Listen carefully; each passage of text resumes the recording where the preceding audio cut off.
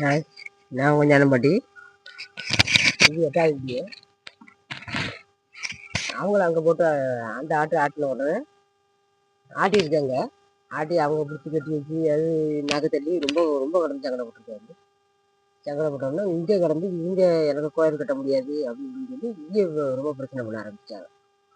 பிரச்சனை பண்ண ஆரம்பித்தோடனே இவர் தொழிலாளியும் கொஞ்சம் நேரம் கடந்து போராடி பார்த்துருக்காரு. ரொம்ப நேரம் போராடிருக்காரு. ஒன்றும் பண்ண முடியல. ஏன்னா இவங்க முடியாதுன்றாங்க. அது எனக்கு கண்டிப்பாக எனக்கு கோயில் கட்டி எனக்கு நீ பூஜை பண்ணி ஆகணும் அப்படிங்கிற மாதிரி அது சரி கண்டிஷன் போட்ட உடனே இங்கே எனக்கு அதெல்லாம் முடியாது அப்படின்னு சொல்லி இங்கே பிரச்சனை பண்ணோம். ஆக இப்படியா 2 பேருக்குள்ள இதில் அது சாமி முனியை நெஞ்சிட்டு போயிட்டு போனோடனே கொடைக்கு திரும்பி அடிச்சு பார்க்காரு, வர முடியும். அதாவது அந்த முனி சாமியே மொத்தத்தில் 3.25 நாளிகைன்னு சொல்கிறாங்க. அந்த நாளிகைக்குள்ளே தான் அந்த சாமி எதிரானாலும் கட்டி கொடுக்க முடியும். அதே மாதிரி இந்த முனியும் 3.25 நாளிகை மட்டும்தான் அதில் நின்று அதால் பேச முடியும். அதுக்கப்புறம் அது போயிடும். மலையாளத்தாருக்கு அதுக்கு முடிவு சொல்ல முடியல.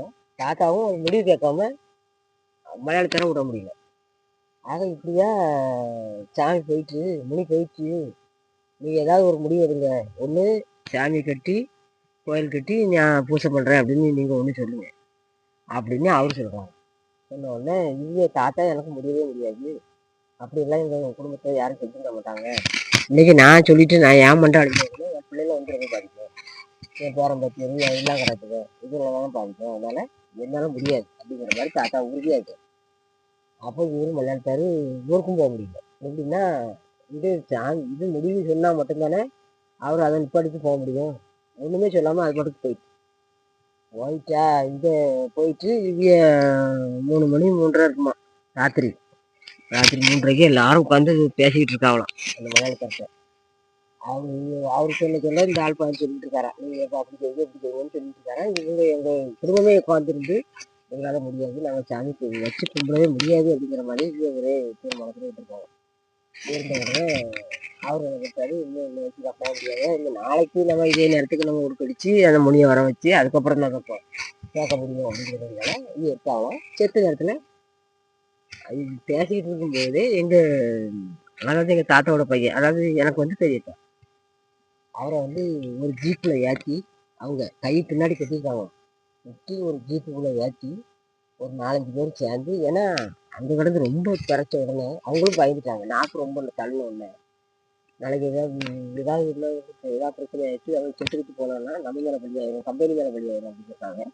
அங்கேயே உள்ள கம்பெனியில் உள்ள ஜீப்பை எடுத்து அந்த ஜீப்புக்குள்ள இருக்கிற கட்டி கையும் காலையும் கட்டி பின்னாடி கையை வச்சு கட்டிருந்துச்சா. கட்டி முகம் கீழே கடந்து உரசிட்டாரு. அந்த ஏன்னா நேரே கூட இருக்க மாட்டேன்ட்டாராம். அந்த அளவுக்கு கடந்து திரைச்சிட்டு நடக்குது.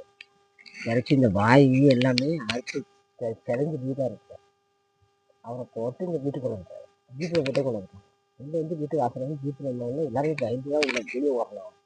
ஓடி பார்த்தா அவங்க முனி பிடிச்சி கண் ரேகையே இல்லாமல் கிடச்சிருக்காங்க. ஆனால் ஆட மட்டும் இல்லை, மிச்சப்படி அங்கே ஆடிருக்காரு, ஊழி அறிஞ்சிருக்காரு, எல்லாம் செஞ்சிருக்காரு. இங்கே கட்டி போட்டு உள்ளே கொண்டு வந்தவங்க, ஏன்னா முனி இங்கே இந்த கட்டில இருந்து போயிட்டு போன உடனே அவருக்கு ஆட்டம் இல்லை, இருந்தாலும் கண் ரேகை இருக்கும், ரேகை இல்லாமல் கிடந்திருக்காரு.